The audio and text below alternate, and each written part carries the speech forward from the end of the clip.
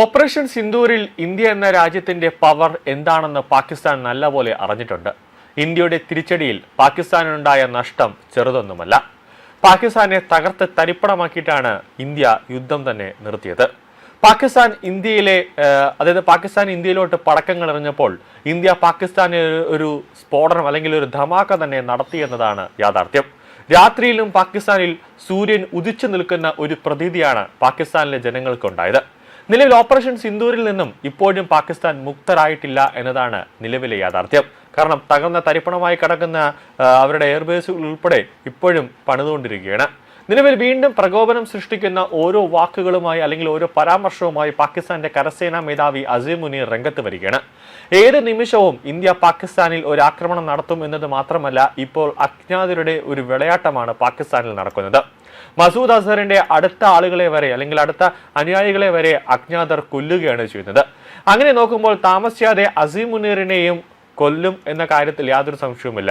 അപ്പോൾ പെട്ടെന്ന് എന്നെ അങ്ങ് തീർക്കുക, അതാണ് അസീം മുനീർ ഇന്ത്യയോട് പറയാതെ പറയുന്നത്. അല്ലാതെ എന്നെ ഇങ്ങനെ ഇഞ്ചിഞ്ചായിട്ട് ഇങ്ങനെ കൊല്ലരുത് എന്ന് അസീം മുനീർ ഇന്ത്യയോട് പറയുന്നുണ്ട്. അതുകൊണ്ടാണ് ഓരോ ദിവസവും ഇന്ത്യയെ ദേഷ്യം പിടിപ്പിക്കുന്ന തരത്തിലുള്ള അല്ലെങ്കിൽ പ്രകോപനം സൃഷ്ടിക്കുന്ന തരത്തിലുള്ള ഓരോ പരാമർശങ്ങളും അസീം മുനീർ പാകിസ്ഥാനിൽ നിന്നും ഇങ്ങനെ ഇട്ടുകൊണ്ടിരിക്കുന്നത്. അതെല്ലാം കൊണ്ടാണ് അസീം മുനീർ ഇപ്പോഴും ഇന്ത്യയെ എപ്പോഴും പ്രകോപിപ്പിക്കുന്ന തരത്തിലുള്ള ഒരു പരാമർശങ്ങൾ മൈക്ക് കണ്ടാൽ അസീം മുനീർ വിളിച്ചു പറയുന്നത്.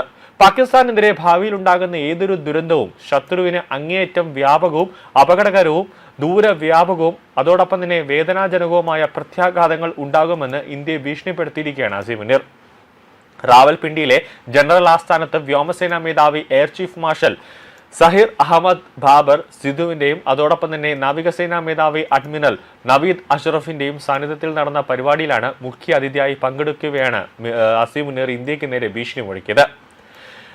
ആ പരിപാടി അവിടെ നടന്നു. ആ സമയത്താണ് ഇന്ത്യക്ക് നേരെ ഒരു പ്രകോപനം സൃഷ്ടിക്കുന്ന തരത്തിലുള്ള ഒരു ഭീഷണി നടത്തിയതെന്നാണ് പാകിസ്ഥാൻ പത്രമായ ഡോൺ റിപ്പോർട്ട് ചെയ്തത്. ഭാവിയിൽ പാകിസ്ഥാനെതിരെ ആക്രമണം നടത്താൻ ശ്രമിച്ചാൽ യുദ്ധത്തിന്റെ ആഘാതം പരിമിതമായിരിക്കില്ല എന്നും മറിച്ച് അത്യന്തം വ്യാപകവും അപകടകരവും ദൂരവ്യാപകവും അതോടൊപ്പം തന്നെ വേദനാജനകവുമാണെന്ന് നമ്മുടെ ശത്രുക്കൾ അറിയണമെന്നാണ് സമ്മേളനത്തിൽ അഭിസംബോധന ചെയ്തുകൊണ്ട് മുനീർ പറഞ്ഞത്. തന്റെ പ്രസംഗത്തിന്റെ തുടക്കത്തിൽ പാകിസ്ഥാനും അവിടുത്തെ ജനങ്ങളും സായുധ സേനയും ഈ ദിവസം അഭിമാനത്തിന്റെ ഉറവിടമാണെന്ന് അദ്ദേഹം പറയുന്നുണ്ട്. ഓപ്പറേഷൻ സിന്ദൂർ സമയത്ത് പാകിസ്ഥാന്റെ LOC ക്രോസ് ചെയ്തുകൊണ്ട് ഇന്ത്യ നടത്തിയ ആക്രമണം അസീം മുനീർ ശ്രദ്ധിക്കണമെന്ന് പറയുന്നുണ്ട്. അതായത് പാകിസ്ഥാനിലെ സൈനികരോട് തന്നെ. ഇരുപക്ഷവും തമ്മിലുള്ള സംഘർഷം രണ്ട് രാജ്യങ്ങളോ അല്ലെങ്കിൽ സൈന്യങ്ങളോ തമ്മിലുള്ള പരമ്പരാഗത യുദ്ധമല്ല, മറിച്ച് വാസ്തവത്തിൽ രണ്ട് പ്രത്യയശാസ്ത്രങ്ങൾ തമ്മിലുള്ള ഒരു നിർണായക യുദ്ധമായിരുന്നു. കഴിഞ്ഞ ഡിസംബറിൽ പ്രതിരോധ സേനാ മേധാവി സ്ഥാനത്തേക്ക് ഉയർത്തപ്പെട്ട ശേഷം പാകിസ്ഥാന്റെ യുദ്ധസജ്ജതയെക്കുറിച്ച് എന്തെങ്കിലും തരത്തിലുള്ള മിഥ്യാധാരണ വളർത്തുന്നതിനെതിരെ മുനീർ ഇന്ത്യക്ക് നേരെ ഭീഷണി ഉയർത്തിയിരുന്നു. കഴിഞ്ഞ വർഷം ഏപ്രിൽ പഹൽഗാമിൽ പാകിസ്ഥാൻ സ്പോൺസർ ചെയ്ത ഭീകരാക്രമണത്തിന്റെ മറുപടിയായാണ് ഓപ്പറേഷൻ സിന്ദൂർ ഇന്ത്യ ആരംഭിച്ചത്. മെയ് 7-ന് ഇന്ത്യയുടെ രാത്രിയിലെ ആക്രമണങ്ങൾ പാക് അധിനിവേശ ജമ്മു കാശ്മീരിലെ 9 ഭീകര ക്യാമ്പുകൾ തകർത്ത് തരിപ്പണമാക്കി. തുടർന്ന് പാകിസ്ഥാന്റെ പ്രതികരണവും ഡ്രോൺ ആക്രമണങ്ങളെല്ലാം വന്നു. എന്നാൽ മെയ് 10-ന് പാകിസ്ഥാൻ വെടിനിർത്തലിനായി ഇന്ത്യയുടെ കാല് പിടിക്കുന്ന ഒരു അവസ്ഥ വരെ ഉണ്ടായി. പാകിസ്ഥാൻ തൊടുത്തുവിട്ട ഡ്രോൺ ആക്രമണങ്ങൾ, അത് ഡ്രോണുകളെല്ലാം ഇന്ത്യയുടെ മണ്ണിൽ പോലും വീണില്ല. ആകാശത്ത് വധിച്ചു തന്നെ ഇന്ത്യൻ സൈന്യവും നാവികസേനയും അതോടൊപ്പം തന്നെ എയർഫോഴ്സും എല്ലാം തകർത്ത തരിപ്പണമാക്കി കളഞ്ഞു.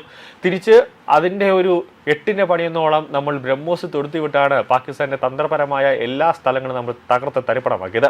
വ്യോമത്താവളങ്ങളും അതോടൊപ്പം തന്നെ റഡാർ സൈറ്റുകളും ഉൾപ്പെടെയുള്ള സൈനിക ആസ്തികളിലും അടിസ്ഥാന സൗകര്യങ്ങളിലും കൃത്യമായ ആക്രമണങ്ങൾ നടത്തി ഇന്ത്യ പാകിസ്ഥാനെ മുട്ടുകുത്തിച്ച് തകർത്ത് തരിപ്പണമാക്കി. അതിനുശേഷവും പാകിസ്ഥാനാണ് ഇന്ത്യയെ തകർത്തത്, ഓപ്പറേഷനിൽ ഇന്ത്യയെ നമ്മൾ മുട്ടുകുത്തിച്ചു എന്നൊക്കെ പാകിസ്ഥാൻ പറഞ്ഞുവെങ്കിലും ഇന്ത്യ അതിനു മുമ്പേ തന്നെ ലോകരാജ്യങ്ങളുടെ മുന്നിലേക്ക് എല്ലാ തെളിവുകളും അയച്ചിട്ടുണ്ടായിരുന്നു. കൂടാതെ ഓരോ ദിവസവും വൈകുന്നേരം പ്രസ് ബ്രീഫ് നടത്തുന്നുണ്ടായിരുന്നു. തലേദിവസം എന്താണ് സംഭവിച്ചത് അതിലെല്ലാം ഇന്ത്യ ഡിജിറ്റലായി തന്നെ കാണിക്കുന്നുണ്ടായിരുന്നു. നമ്മൾ ഇന്നലെ പാകിസ്ഥാന്റെ ഈ സ്ഥലങ്ങളെല്ലാം അടിച്ചു തകർത്തു. അതായത് ആക്രമണം നടക്കുന്നതിന് മുമ്പ് എങ്ങനെയായിരുന്നു ആ സ്ഥലം, ആക്രമണം നടന്നതിന് ശേഷം എങ്ങനെയായിരുന്നു ആ സ്ഥലം എന്ന് ഇന്ത്യ വ്യക്തമായി തന്നെ സോഫിയ ഖുറേഷിയും അതോടൊപ്പം തന്നെ വ്യോമിക സിംഗും പ്രസ് ബ്രീഫ് ചെയ്തതോടുകൂടി തന്നെ ലോകരാജ്യങ്ങൾക്ക് മനസ്സിലായതാണ് പാകിസ്ഥാൻ തകർന്ന തരിപ്പണമായി ഇന്ത്യ എത്രത്തോളം കയറി പാകിസ്ഥാനെ അടിച്ചു വന്നത്.